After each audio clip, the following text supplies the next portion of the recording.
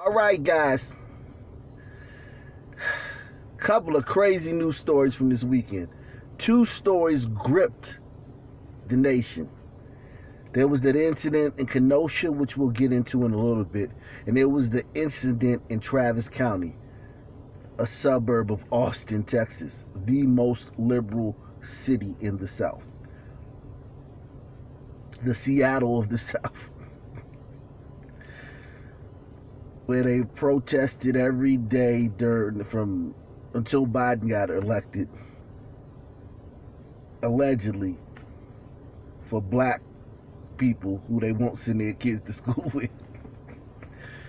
They protested for 100 days straight, because it's racist against black people, although they won't send their kids to school with black people. Anyway, this guy, an ex-cop, was kicked off the force for assaulting his then 16-year-old daughter.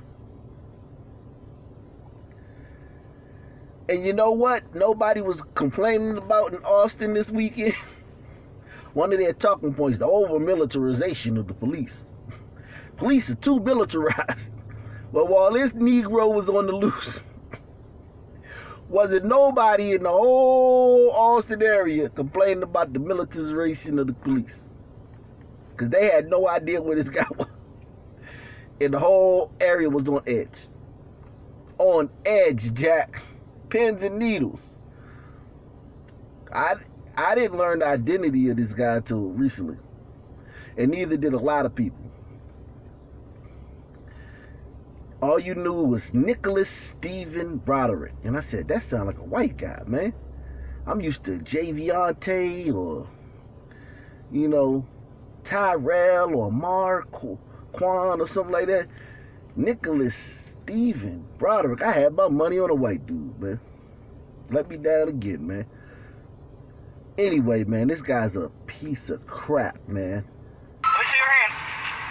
Let me see your hands. Stop right there. Interlock your fingers on top of your head. Turn around, face away from me. Do it now.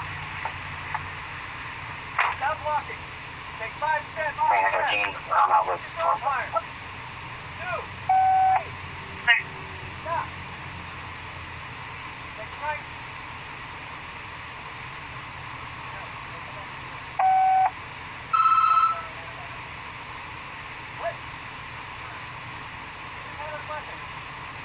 Maker 21. The subject is complying with Maynard. He's got his hands on his head. Seriously complying? His arm in his waistband. Two quick points as we watch these white guys with their guns trained on this black man.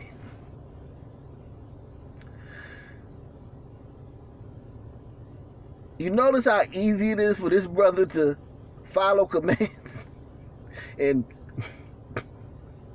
follow directions. He's doing everything they're asking him to do. Now, these white men have their guns trained on this black man, these white cops.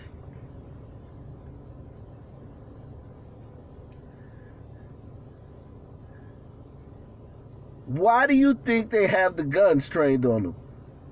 And what do you think they'll do with those guns if he doesn't do what they ask him to do?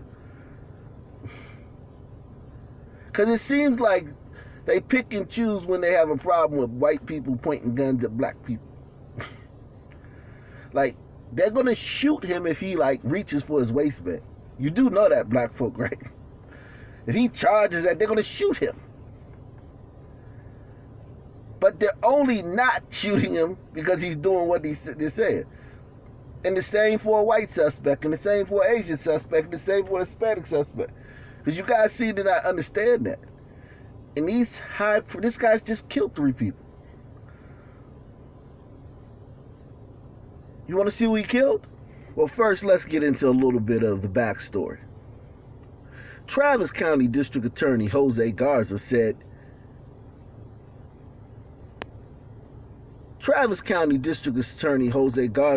our buddy Stephen Nicholas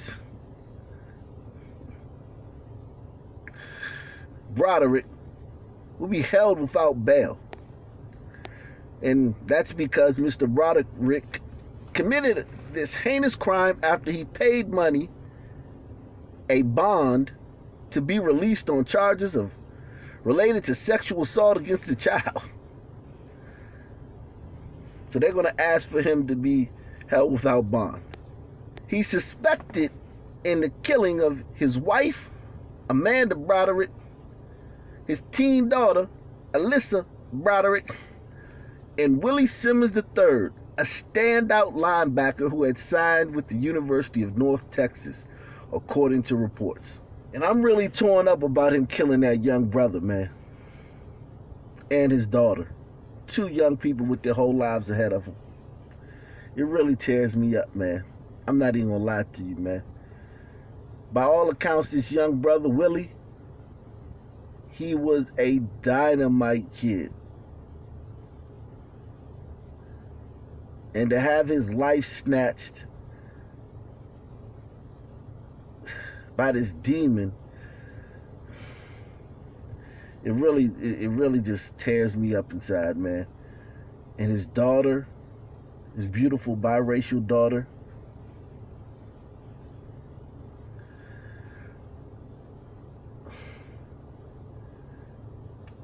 who he spent a good portion of her childhood and life assaulting and molesting.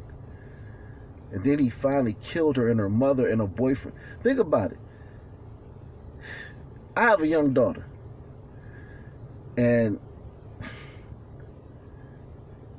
she's everything to me.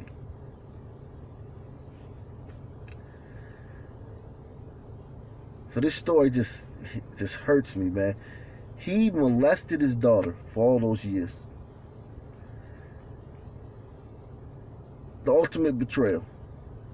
And then he killed her mom and her boyfriend in front of her and killed her too? In a separate incident?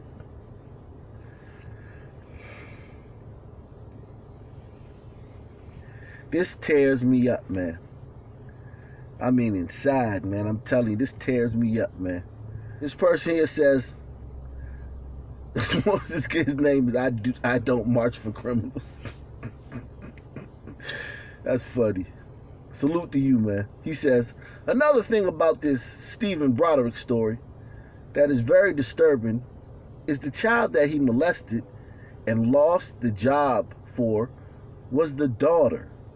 That falls into the whole thing of them fetishizing mixed daughters who they are actually attracted to. This is so disgusting. He had already been,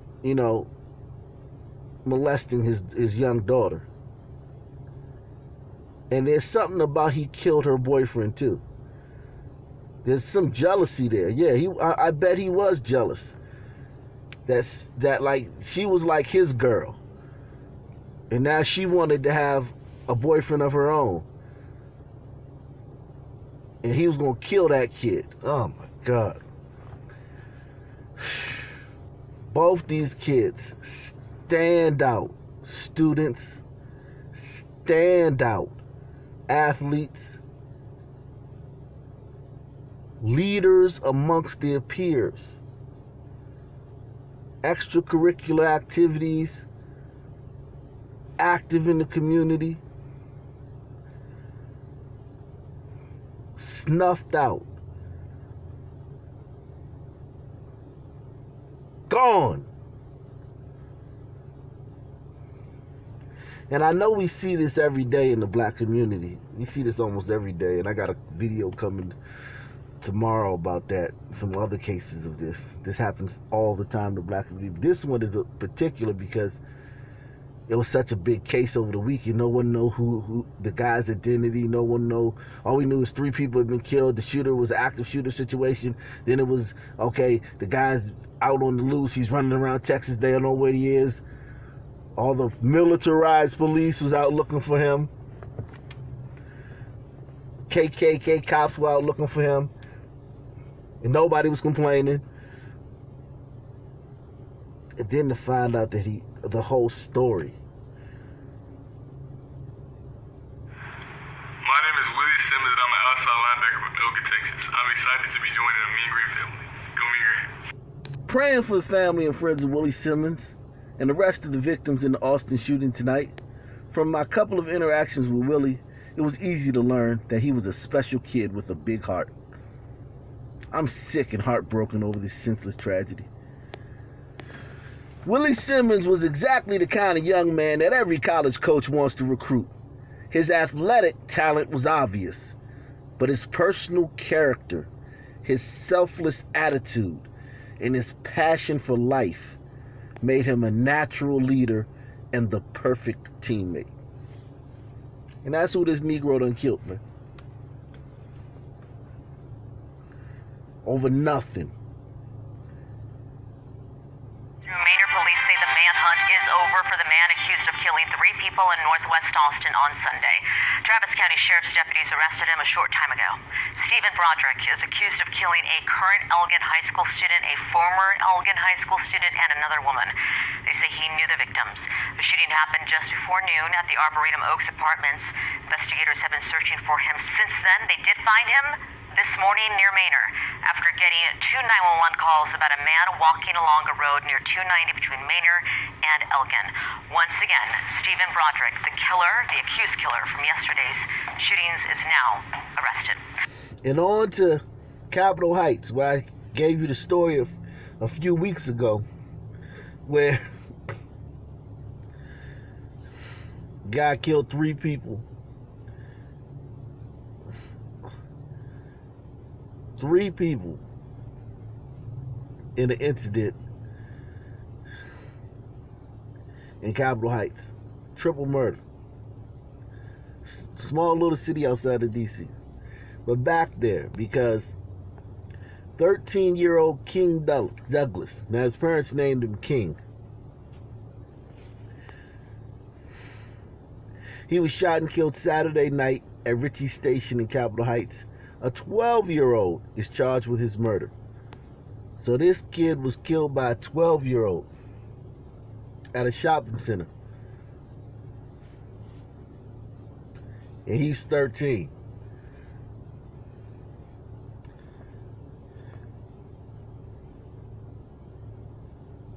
And all black adults are worried about is some thug in Minnesota that got killed while resisting arrest, and some thug in Chicago that got killed while running from the police. That's all you can get black adults to talk about. The adults in the community. And this happens, the killers are getting younger and younger. The shootings are getting more public and more public.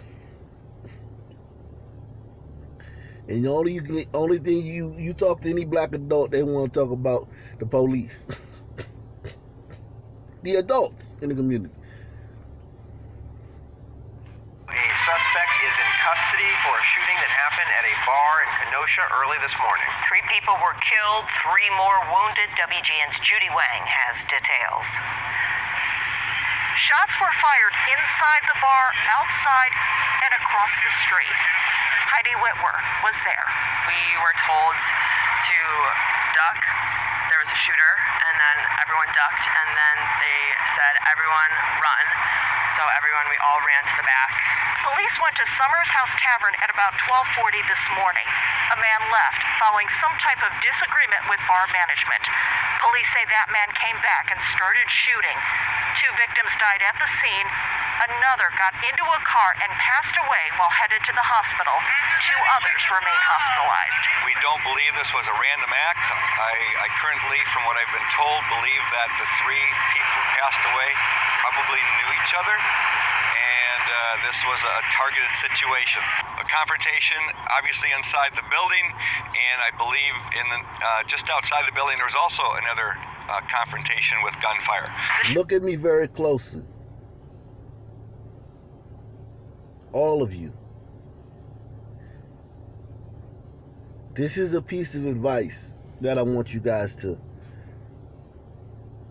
comprehend, I want you to digest this piece of advice. I don't want this to go over your head.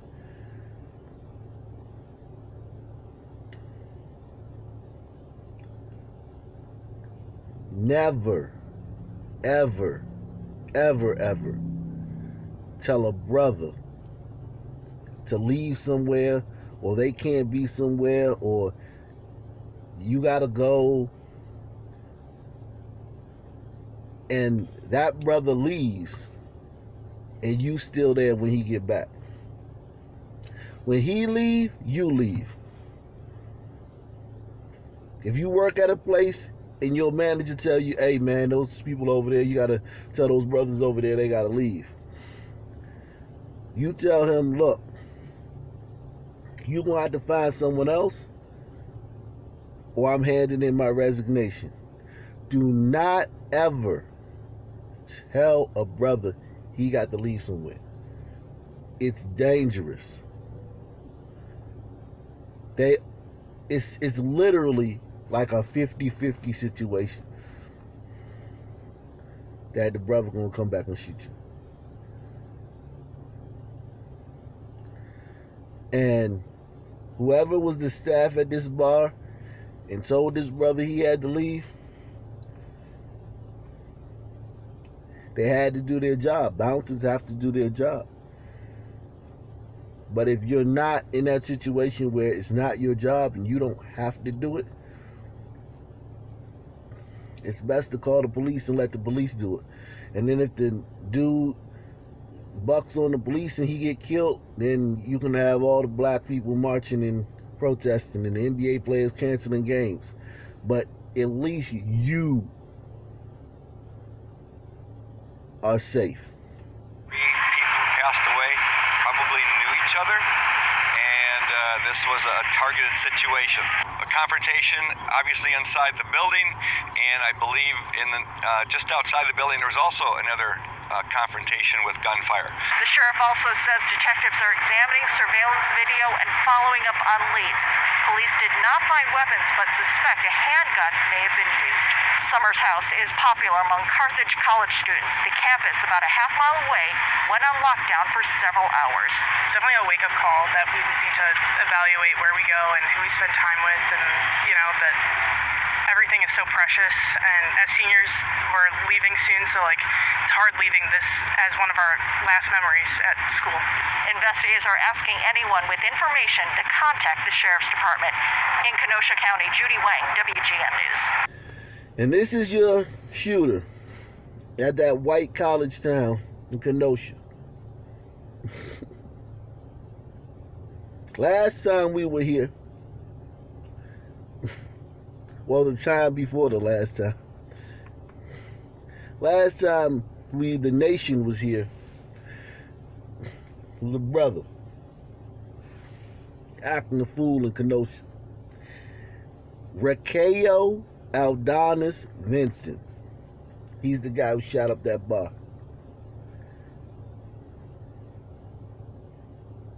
And this is another story that gripped the nation this weekend.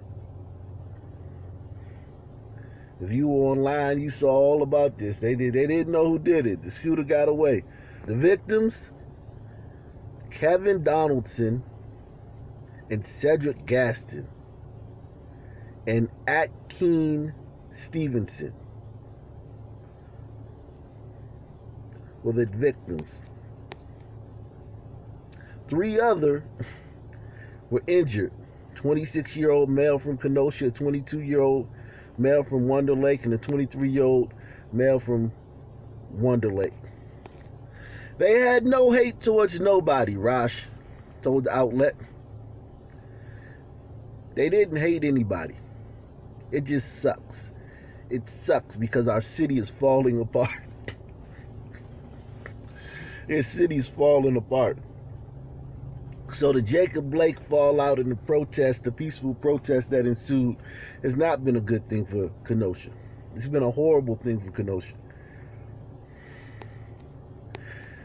The woman added that the victims were the most kind-hearted, loving spirits.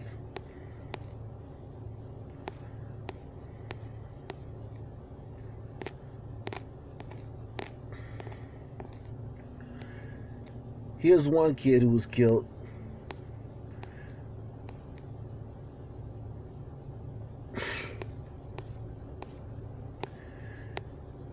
Cedric. This is the guy Cedric who was killed. Okay.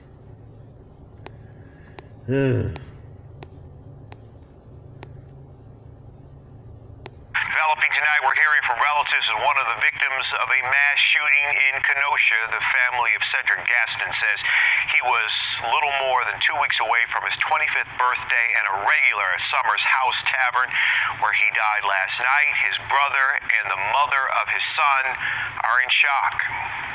He was messaging me last night at 11. He wanted me to drop our son off to him today. And then by 1 o'clock, I was hearing that he was dead. They took my best friend away from me. My son has to grow up without a dad. He was very lovable. He loved his kids. He loved his nieces and nephews. He loved his girl. Gaston's brother says all three of the victims were friends. CBS 2's Marissa Parra is following the investigation.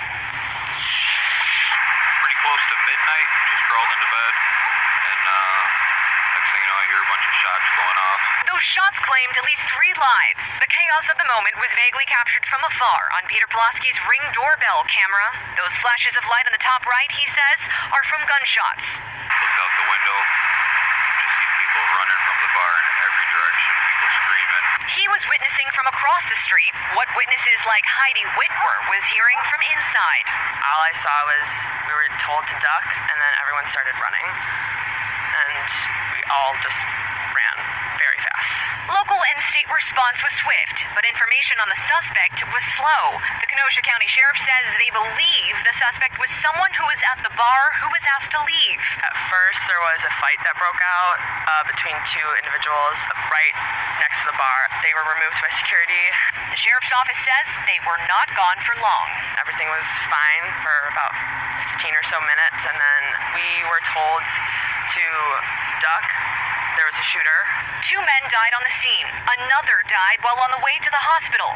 Several others are still recovering from their physical wounds, but the emotional toll from the night on those who witnessed it is clear. I really hope that people take away that they need to wake up and this is ridiculous. There shouldn't be shootings at a college bar. Marissa Parra, CBS 2 News. The 2 other victims have not yet been identified. The suspect is charged with at least 1 count of first-degree homicide and could face additional charges. Now, yesterday, we talked about why white parents resist school integration. So this white school, where nothing like this has ever happened, you introduce some brothers, and now you got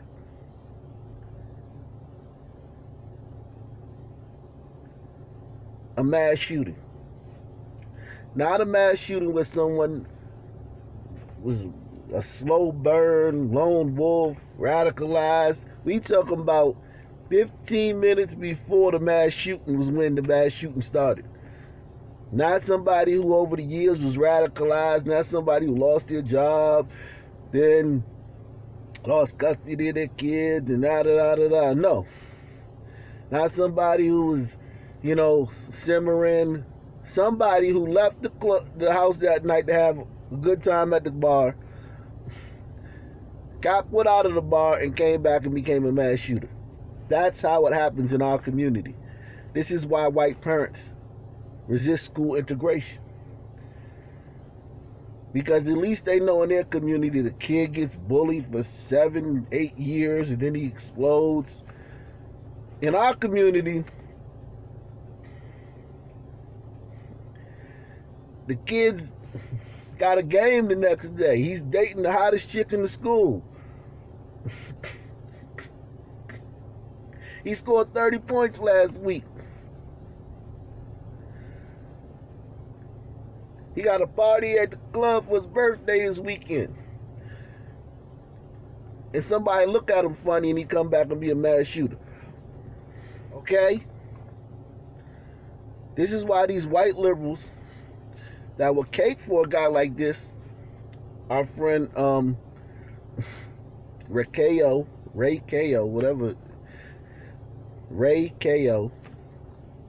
A friend who will, our white liberal friends that will cape for that guy if he's shot by police.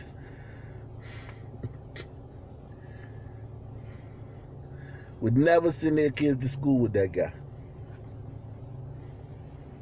They would never. And they never do. Unless they have to. White parents would never send their kids to school with that guy, but they would be online if he got shot by a cop. Acting a fool. Talk about how racist everybody else is. Man. And these were the two biggest stories this weekend.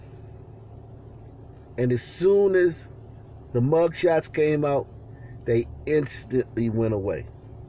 Instantly. They're gone.